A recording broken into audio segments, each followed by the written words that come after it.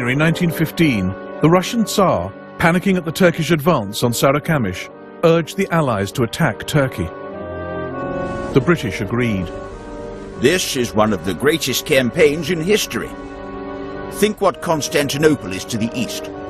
It is more than London, Paris and Berlin, all rolled into one, are to the west. Think what its fall will mean. This was the battle which might turn the war. It could cut Germany's route to the east, unlock the Balkans, and open up Russia via the Black Sea. But first, the Navy would have to force its way through the Dardanelles Straits.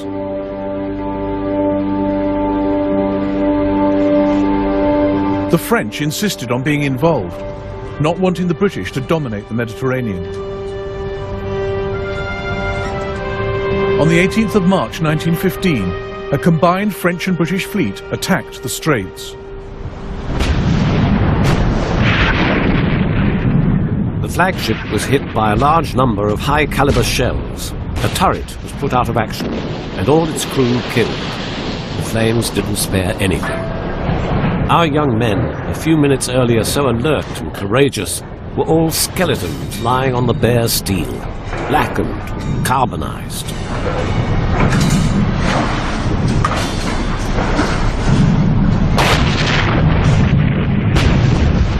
The Turkish guns survived the naval bombardment. The Allied ships were sitting ducks.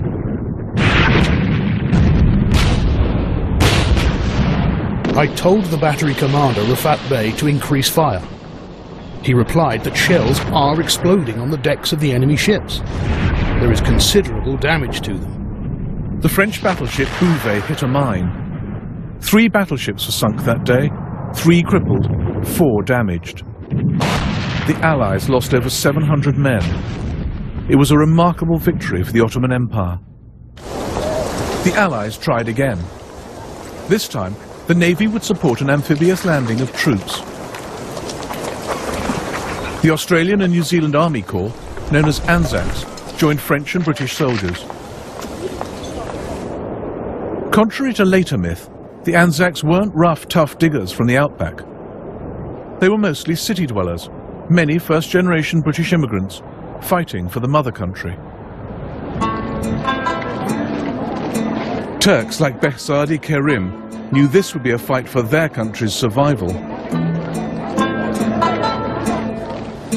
I will sacrifice myself for my faith, my country, my dear Istanbul. I will crush the dirty, loathsome hands reaching out to threaten my old father's happiness, my innocent baby's life, my beloved wife's honor. I shall be as hard-hearted as an Englishman. I salute you, O apple of my eye, Istanbul. Those who are about to die bid you farewell.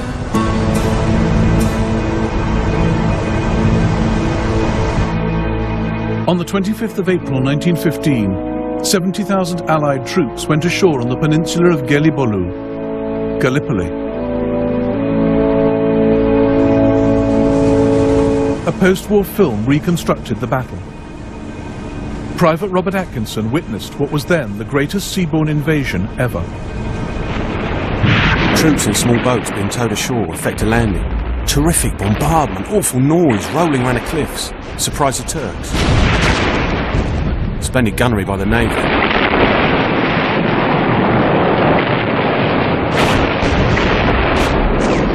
Awe-inspiring scene. My first experience of battle.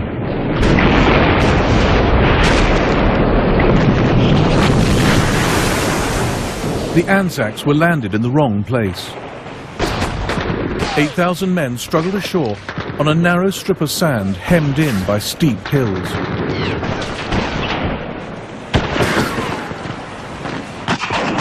The men christened it Anzac Cove. The Turks welcomed us with shrapnel and sprayed up the sea all about us, but very few of us got hit. There didn't seem much organisation on the shore. In fact, it was disorganisation. Breaking out of Anzac Cove, the casualties soared. New Zealander William Malone blamed the folly and incompetence of Australian officers. Colonel Braund had no defensive position, no plan. Nothing but a murderous notion that the only thing to do was to plunge troops out of the neck of the ridge into the jungle beyond. It was on these Turkish hills that Australian and New Zealand national identities were forged.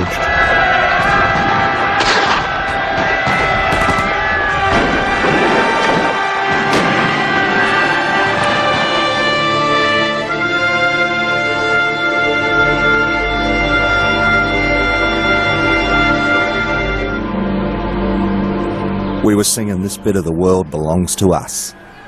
Much swearing and cheering, we charged up a hill so steep in places we could only just scramble up. Clean over a machine gun we went, men dropping all around. It was mad, wild, thrilling. The Anzacs would have had an easier time if it had been left to the German general Liman von Sanders. He was holding troops back for an attack 9 miles away that never came. But a 34-year-old Turkish officer, Mustafa Kemal, climbed the peak of Çanakkale and saw the Anzac troops approaching and his own men fleeing. "Why are you running away?" I asked. "The enemy, sir," they said. "You mustn't run away from the enemy. We've no more ammunition," they replied.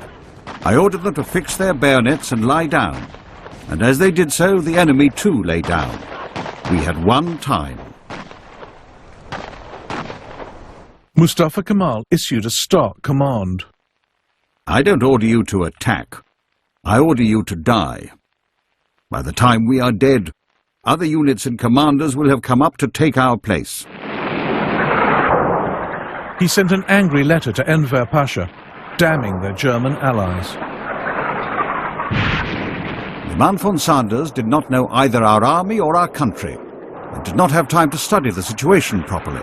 I urge you strongly not to rely on the mental ability of the Germans headed by von Sanders, whose hearts and souls are not engaged as ours are in the defense of our country. The Turks contained the Anzac breakout at the Cove. Gallipoli made a hero out of Mustafa Kemal. Within 8 years he became his country's leader, earning the name Ataturk, father of the Turks. The British landing at V Beach went badly. The plan was to run the ship River Clyde onto the shore, her hold no longer full of coal, but men. But she went aground further out, exposing the British to withering Turkish fire.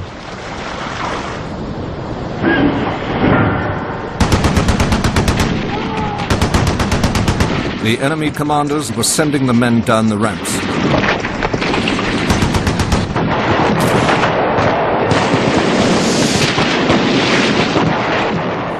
But they could not escape the Turkish bullets. Our fire was very effective, knocking the enemy into the sea.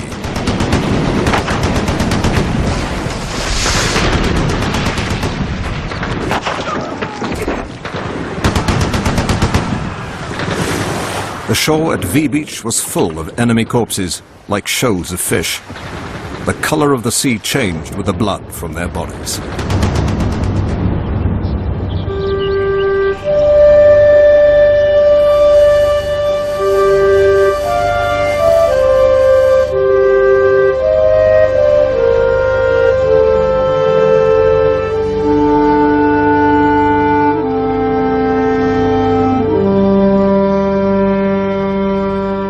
The other landings went well, but initial success was not quickly exploited. The Allied campaign under General Sir Ian Hamilton was cursed by poor coordination. As on the Western Front, the two sides dug into a bitter trench war.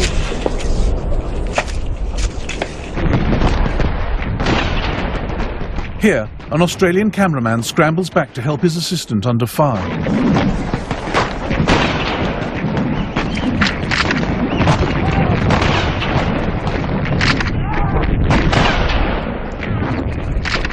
French officer Jean Giraudoux watched the war turn brutal.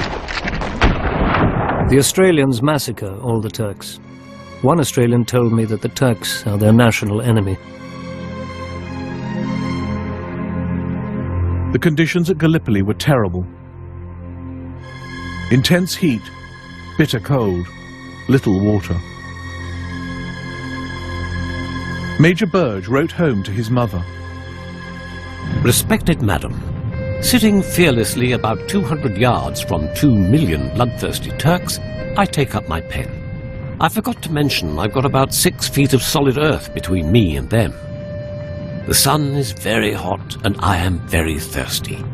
The only thing there is to drink is water that comes from a nasty well, which tastes as if it had a dead mule in it. However, we are given purifying tablets, which are very good, and make the water taste as if it had 2 dead mules in it.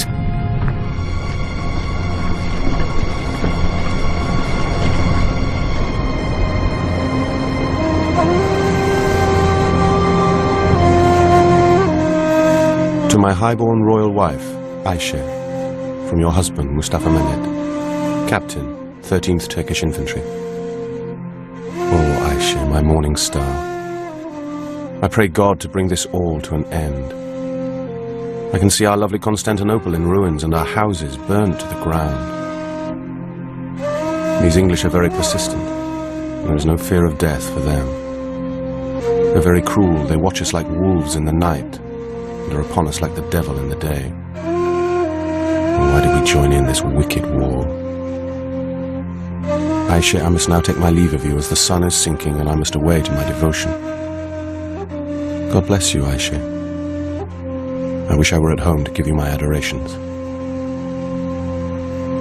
But Ayşe never received Mustafa's letter. It was found on his dead body by a British soldier.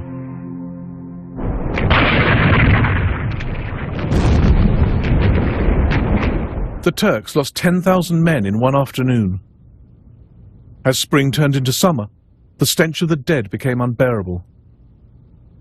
Eventually an armistice was called to bury the dead.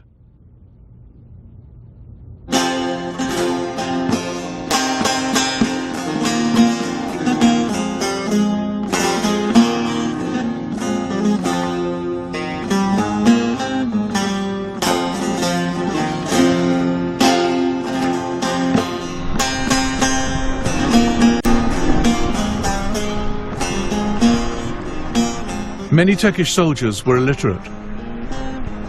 Their experiences were reflected in their songs.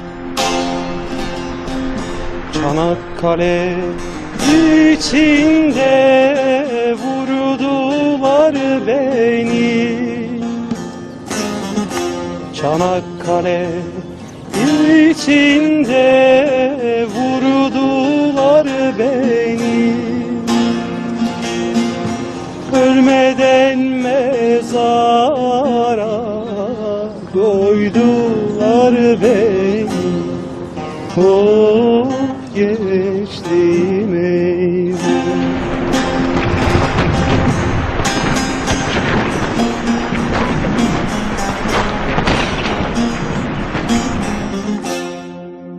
Disease became a major killer, particularly typhus and dysentery. My old pal, he was smart and upright as a guardsman. After about 10 days, to see him crawling about, his backside hanging out.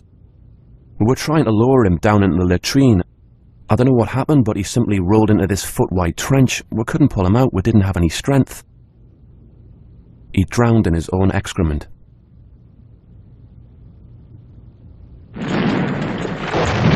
Allied resolve was weakening, as Lieutenant Colonel Fahrettin realized, writing to his father. The morale of his troops has sunk so low as to be beyond description. These fellows will eventually have to embark their troops and remove them one of these nights.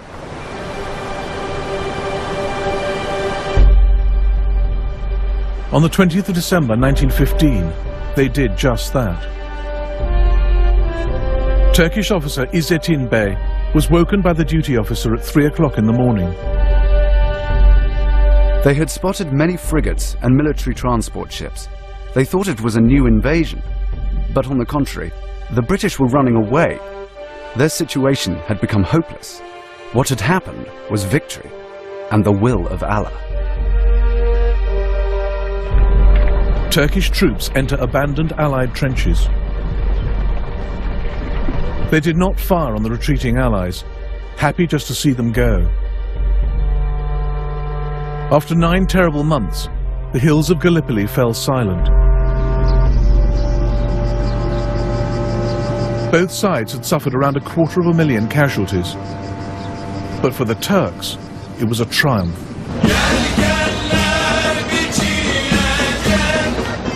When the enemy finally withdrew, Constantinople was decorated from one end to the other.